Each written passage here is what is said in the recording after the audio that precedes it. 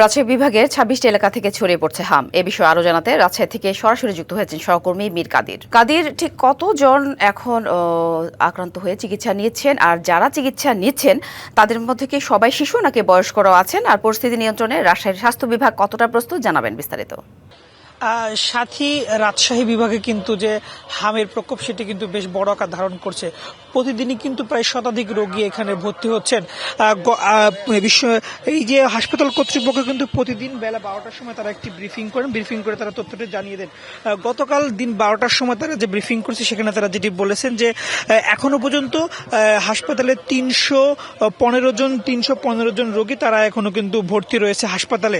হাম আসলে যারা হাম সন্দেহজনকভাবে বা হামের উপসর্গ নিয়ে গত 24 ঘন্টায় কিন্তু হামের প্রায় 130 জন রোগী ভর্তি হয়েছে। অর্থাৎ আমরা দেখতে পাচ্ছি প্রতিদিনই প্রায় শতাধিক রোগী এখানে হামের উপসর্গ নিয়ে ভর্তি হচ্ছে, এবং গত 24 ঘন্টায় একজন রোগী তারা মারা গিয়েছেন।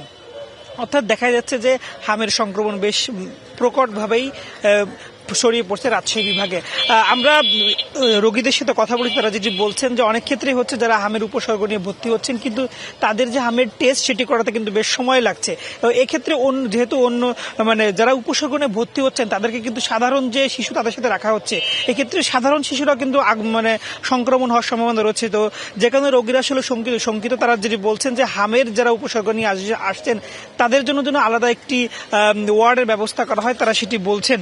কেননা হাম যেভাবে ছড়াচ্ছে তাতে আসলে যদি হামের সংক্রমণ শিশুকে যদি সেখানে রাখা হয় সেক্ষেত্রে পুরো ওয়ার্ডের সবাইরই আসলে হামের সংক্রমণ হওয়ার সম্ভাবনা থাকে। এর জন্য তারা যেটি বলছেন যে হামের জন্য আলাদা একটি ওয়ার্ডের ব্যবস্থা করতে। আর 200-র বেশি সার্ভিস ও ফিচারে লেনদেনের সব বিকাশ অ্যাপে সম্ভব। চিকিৎসকরা যেটি বলছেন তারা চেষ্টা করছেন যে স্বল্প অনেক কিছু আসলে যেমন পর্যাপ্ত ওয়ার্ডে বা পর্যাপ্ত আইসোলেশনের ব্যবস্থা নেই, যে কারণে তারা চেষ্টা করছেন যতটুকু আছে এর মধ্যে সর্বোচ্চ চিকিৎসা দেওয়ার তারা চেষ্টা করছেন।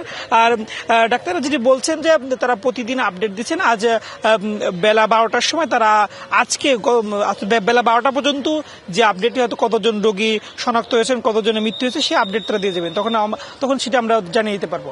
তো এই ছিল রাজশাহী থেকে সর্বশেষ তথ্য। সাথী, ধন্যবাদ কাদির।